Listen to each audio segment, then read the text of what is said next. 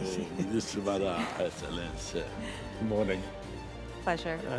Salam alaikum. Your Excellency, what an honor to have you with us today. Please take a seat. I'd like to welcome all my guests this morning. Her Excellency Leila Ben Ali, Minister of Energy Transition and Sustainable Development, Morocco.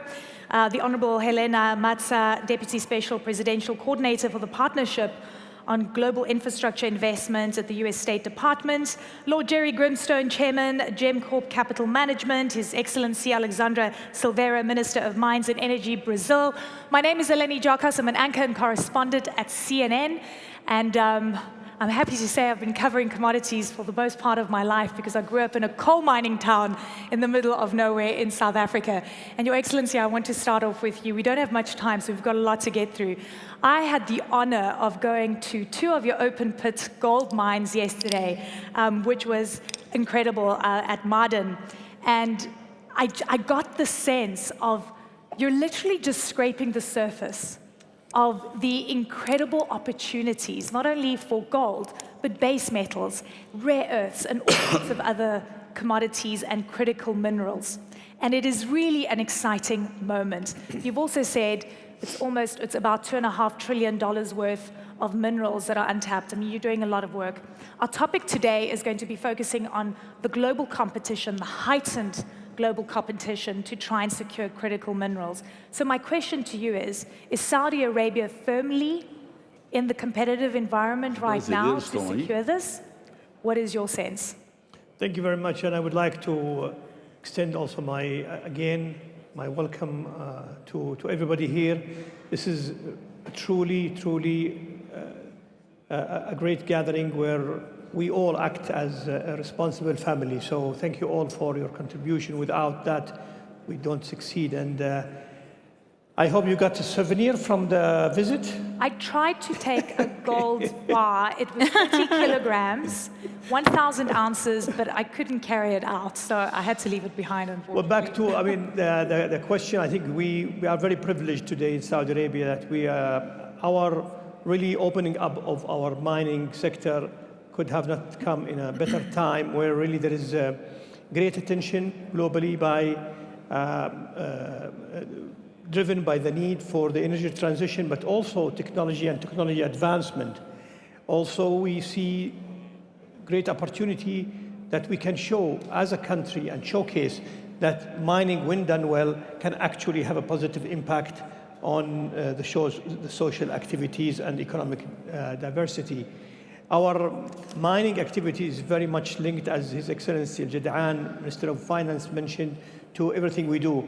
Because if we single out mining as a standalone activity, that's where people normally fall short because they cannot get the benefit of the overall value addition.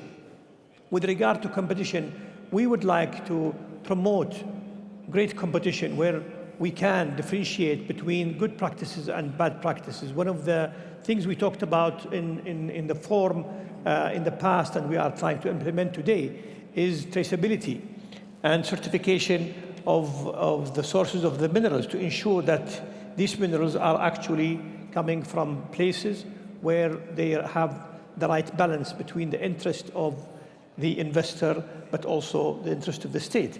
So competition in that angle, I think, is very positive. We need to promote technologies, for example. The adaptation of technologies will allow us to see more safer mines, more productive mines, and more energy efficient mines. I think our colleague also, His Excellency from France, mentioned that we are looking at the overall activities of the supply chain from the upstream of the minerals to the refining to recycling. I would also add that we need also to figure out a way of how we consume minerals. Are we today in the consumption side, in the demand side, are we also sufficient? Are we efficient in our logistics, in our way of building different things? One of the areas we see that will make a big difference is additive manufacturing. Additive manufacturing, its ability to be part of manufacturing will allow for reducing use of minerals in general, because a lot of the minerals that we produce today, for example, are sitting idle in warehouses unused. So we have a full comprehensive view of how the industry overall moves, and we are very keen in having all of our assets inside the country, as impressive as the one you have seen. And gold definitely is an important, but the beauty of gold is there's no much added value. But if you were to see our aluminium also operation, that's even more impressive to show how much downstream we can go. Today, our bauxite that is extracted from the country, most of it is going to high value products in aluminium, going to automotive, and hopefully soon also in aerospace and other areas of use. I take that as an invite to come and see those operations as well. Minister Ben Ali, in terms of what we're seeing in Morocco, clearly a really big push for sustainable development, but there's so many things happening on this front, and we're talking about critical minerals. Absolutely needed for the fourth industrial revolution in terms of semiconductors to push AI forward and so forth. The other part of this is, of course, decarbonization. There isn't an element on the periodic table that we don't need to basically push forward on decarbonization. And we're seeing this heightened competitiveness on a global front.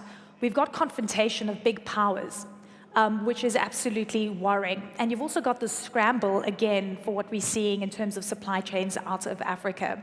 How are you positioning Morocco to secure those supply chains and the critical minerals to help fund the renewable energy space, which is growing dramatically in Morocco? Yeah, well, thank you for this question. I think it's an exciting time for anyone in the mining industry and anyone in the energy and digital business, indeed, because I think for the first time, demand is not the issue. Security of demand is not the issue. And even I would say, and I would agree with His Excellency Bandar al-Khrayef, security of supply is not necessarily the issue if, and there's a big if, we put some conditions, circularity, and making sure that we are increasing connectivity between markets, so that at the end of the day, we provide those minerals and materials at the most competitive cost possible. And there's also one thing that His Excellency has hinted at, which is making sure that we value sustainability in the wider sense. So how Morocco is positioned in this wider change in geopolitical blocks is very simple. I mean, Morocco is one of the 5 global connectors when it comes to the reconfiguration of the global value chains. And we are the only African country today that is interconnected with Europe and the Atlantic Basin, logistically, culturally, but also energy-wise. And one foreign affairs minister from Europe told me one day, and also bi-directionally, and that gives you a lot of hedging, Minister. And I said, absolutely. So I think from our perspective, it's we know that at the end of the day, the fundamentals should be there to drive this massive energy transition, which at the end of the day is a social and economic transition that the world is going through. 3 billion tons of minerals and metals, and as you rightly pointed out, from the periodic table that we need. So if I look at the numbers when it comes to capital that has to be deployed, upstream, midstream, downstream, but also recycling, I think the numbers are becoming quite mind-blowing, and we need to ensure that we find and we nurture what we call lands of reconciliation, like Morocco, where you can have the major geopolitical blocks that can come, invest, not only in upstream and downstream, and we know how to do that. I mean, I think the industry has been knowing to do that for some time, but also in research and development, artificial intelligence, and also managing the grids, because as you rightly pointed out, we have to ensure that all those grids are being invested. If I take just the example of Morocco, in a business as usual case, just to cover the energy demand of the country, we need to multiply the pace of investments in the grids by 5 annually. A very quick question before we move on, but you want to keep the processing of everything Morocco produces in Morocco? Sorry? The processing, the final processing. Well, I mean, that's a great question as well, because the way we have been looking into those emerging sectors, and we consider today mining as an re-emerging sector because everything is being changed.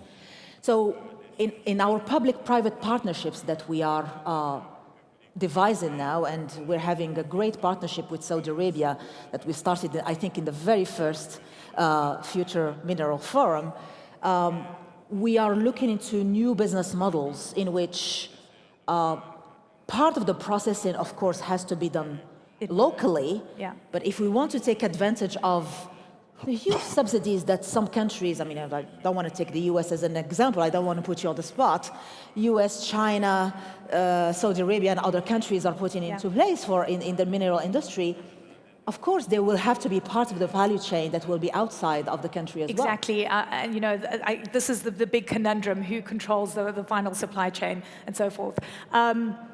Helena, it's really great to have you with us. Things are going to change dramatically on January 20th, when Donald Trump takes the seat as US president. A lot of talk about Greenland being a very important strategic place for the United States, and they talk about security as well as the economics of it. And frankly, Greenland has a lot of critical minerals and resources and so forth. But it's also shaking things up dramatically in terms of the way that the European Union is perceiving the US and what this could mean for collaboration. How is the US positioning itself right now? How are you guys preparing to secure supply chains, and is Greenland part of that story? Sure, and you're right, it is a very interesting time in the United States. But I think we can take a look at what has really happened over the course of the last several years, not only during the Biden administration, but even beforehand. There's been a huge recognition of needing a deeper understanding on how to interact with the supply chains of semiconductors, advanced electronics, clean energy, and also everything we need to be able to electrify and what that fits in as a broader national security priority. And His Excellency said it perfectly, that as we're working with countries around the world, that we need to really offer a better value proposition about how we are bringing an investment not just to a mineral project, but to downstream projects and also associated infrastructure that really affects the life and human impact of people. And that's really been the ethos of what's been driving our work today. So finding that nexus of where these investments support economic growth in host countries, where they align with our foreign policy and national security interests, which is to have more resiliency and diversity in these supply chains all the way upstream, and to make sure that we're doing so in a way that's comprehensive with the economic growth that we are also seeking at home. So when it comes to Greenland, this is not a new partnership for the United States. We've been working with Greenland for hundreds of years, but really in the mineral space for the last 10 plus years, we've deployed over $20 million in support for geological surveying, for several other activities. And so I think as we're looking at what's coming next, this is an opportunity to really take a look at an important partnership. And we're seeing signals from both Greenland and the Danish government that they're very interested in that conversation from the perspective of how it will service them and their priorities as well. But it's critical minerals as well that is part of this overall story. Lord Grinstone, great to have you with us. We're talking about confrontation between the US and China. China has leverage. It controls so much of rare earths processing, lithium, and graphite. I mean, the list absolutely goes on. And everyone is going, okay, what do we do to secure our own supply chains? How are you looking at this heightened competitive environment? And if there's a way to unravel it, you've got Russia, of course, facing sanctions, selling a lot to China. Frankly, the context is really interesting right now. Well, thank you, and good morning, everybody. It's great to be here speaking as an ex-minister rather than a minister, because you can say what you like. So I'm greatly privileged doing that. The world is changing almost beyond recognition. We have to face up to the fact that if you look at the top 18 critical minerals in the world, I think the top 3 producing countries for each of those minerals control between 75 and 98% of those minerals. So there is going to be competition. We have to face up to the fact there is going to be competition. It's wonderful to think that we could have some kind of global mechanism for doing that, but I fear that those days may be past us. I grew up in a world of multilateralism. I grew up in a world where, partly due to, we have to say, the generosity of America, the multilateral agencies were created around the world. And it was America's intellectual generosity in terms of sharing its power. It was America's financial generosity which helped these things grow up. But we're now moving into different eras, and we all have to reckon how we're going to cope with that. There is going to be competition. I think we're going to see like-minded nations coming together. I think it's critical that we find new supplies of minerals. It's why Saudi Arabia is so important in the work that is going on and the work that is going on here. We look at Africa, where there's vast potential in Africa, but we don't have the investment going into Africa. This is sub-Saharan Africa as opposed to Northern Africa. We don't have the investment going into there at the moment. We need more mechanisms to bring in equity, more private credit into these countries. If we increase supply, that is the way that we are going to secure supply chains. But frankly, I'm worried it's going to be difficult. I'm from a country which created the first industrial revolution. We invented industrialization with coal and our deposits there. We're now living in the second, the green industrial revolution, and the characteristics of that are very, very different. Thank you so much. I'd like just to alert everyone, if you could please get your translator headsets ready. I'd like to ask a question. Here we go, sir. It's for you. I'd like to ask a question to the minister from Brazil, Minister Silveira. And we keep going back to this competitive environment, and frankly, we've seen so much decoupling that is going on, as opposed to working a lot closer together with some economies. There's a reorganization of the world order. In terms of global governance, when it comes to critical minerals, this is something you're looking at, and whether you think this is going to be a vital step in securing supply chains so that we all work together for our main goals.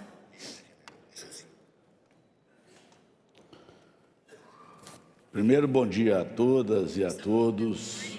Ver a Helene Jocos, da CNN, a nossa querida Leila Benali e a Helena Matos nesse painel.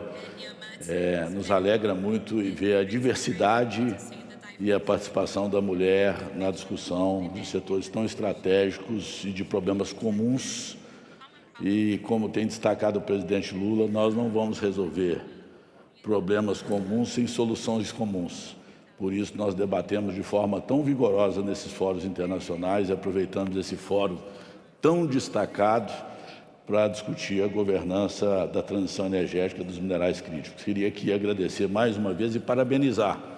E dizer que quem teve a oportunidade, como eu, de conhecer a Saudi Aramco, de conhecer a cadeia mineral e o planejamento dos recursos minerais e o aproveitamento de forma tão adequada, racional, profissional e eficiente como faz a Arábia Saudita, sem dúvida nenhuma, não só se espelhará no que faz a Arábia Saudita, mas também convidará o nosso querido Excelência Bandar para ser o grande líder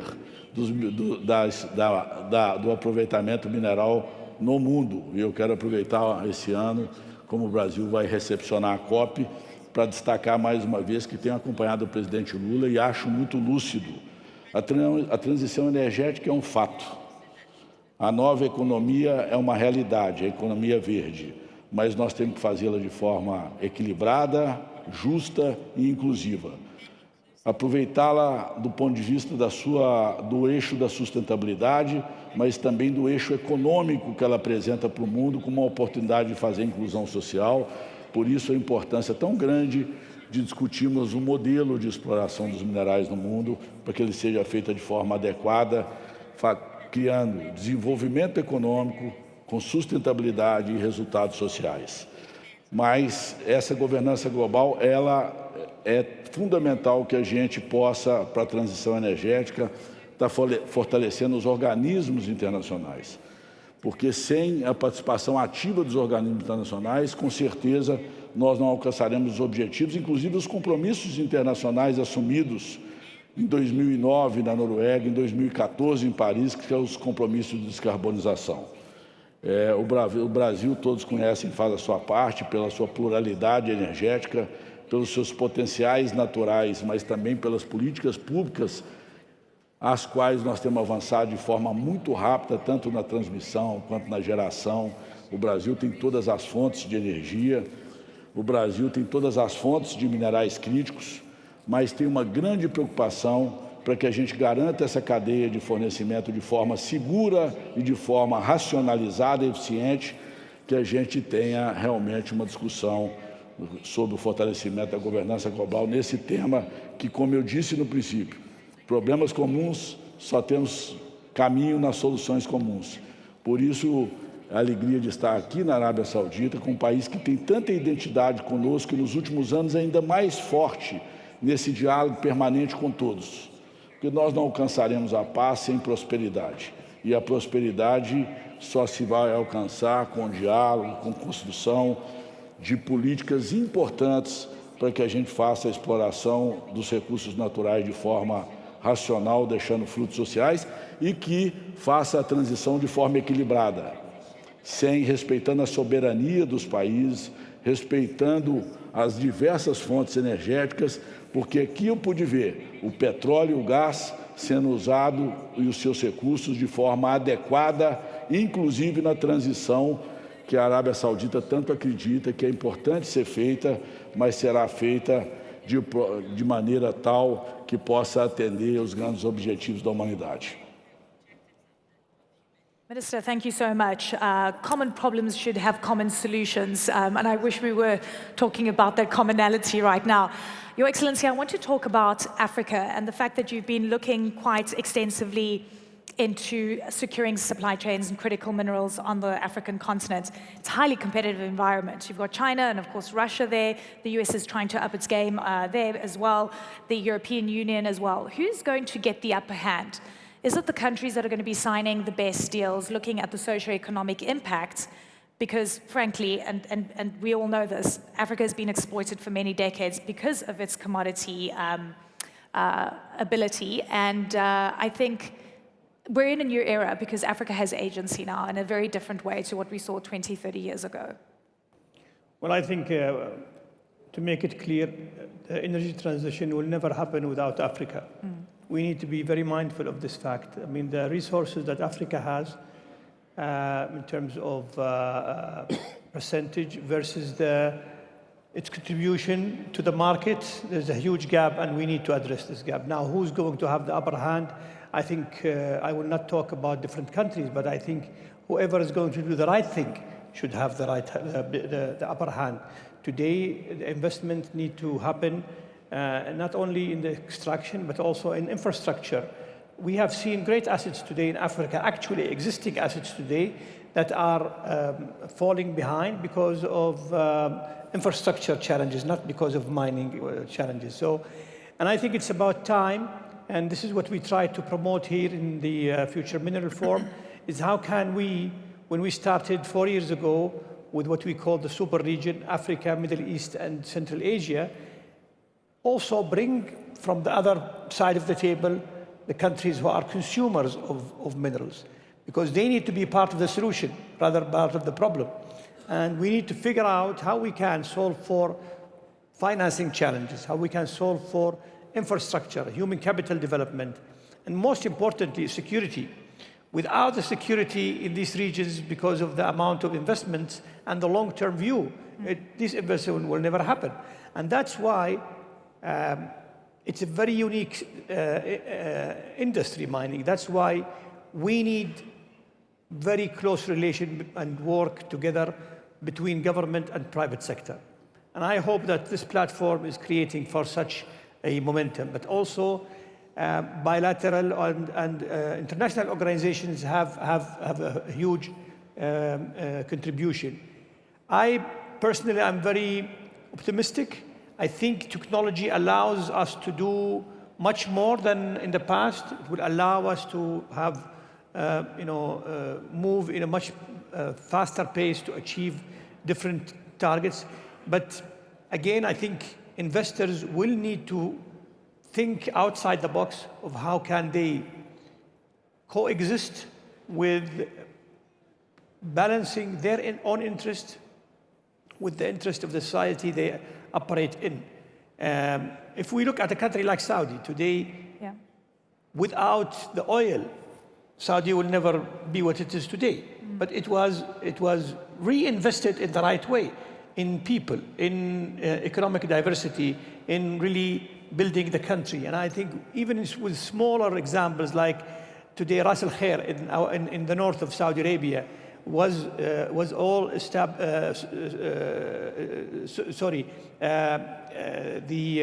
the north side where we have the phosphate the whole area was developed at the back of the investment that Ma'aden have put in the area. So these are the kind of examples that we would like to bring to our African colleagues. And it can start with small activities, especially investment in logistics, where we can see private sector working with governments. Saudi Arabia in the Future Mineral Forum 2023, we announced the launch of Manara. It's a JV between Ma'aden and the PIF to invest outside Saudi Arabia, and already we see them investing in certain assets. Okay, we've got 2.5 minutes left, and I'm really pressed for time, so I'm going to try and get this last question in. I want a question to pose to you. Please raise your hand if you agree. Do you believe we're going to be in heightened competitive environment on critical minerals? Do you agree? Going forward. Do you believe we'll see global collaboration? Do you agree? Okay, that's interesting. There we go. We've got 2 minutes, which means 20 seconds each. Minister, at the end, I'm counting down 20 seconds. Do you think we're going to head towards more competition or perhaps collaboration on a global level? Got 20 seconds. Como nós precisamos, sem dúvida nenhuma, conciliar as políticas públicas convergentes com o interesse econômico para que essa exploração aconteça com vigor e na velocidade que nós precisamos para a transição energética, é fundamental a competição é natural. Mas nós acreditamos plenamente, queremos aproveitar, mais uma vez destaco, a COP30, para fazer dela fórum de oportunidades para que a gente crie uma governança global a fim de racionalizar os minerais críticos do planeta. 20 seconds up. Lord Jerry. There's going to be more competition, but we're going to all have to hope that it's the world which eventually wins that competition. Beautiful. Helena. I think we're going to see both, and I know that's an overly diplomatic answer. Of course, there's going to be more competition, but I think we're going to see increasing alignment between like-minded countries that are focused on a lot of the priorities we discussed here on the panel today. Minister. If Morocco unlocks Africa by becoming that OTC corridor that we want it to be, originate, transit, and certify, not control, certify, so that sustainability is not a premium anymore, I think that will be the answer. Your Excellency. I do think that the only way to collaboration, and I see it is happening, and this is all about the Future Mineral Forum. Fantastic. Ladies and gentlemen, round of applause for my fantastic delegates. Thank you. We got through as much as possible. I appreciate it. Competition versus collaboration. My next panel will be in about half an hour. We'll be talking about partnerships. It'll be the flip side of this. I wish you all the best. Thank you so much. Thank you.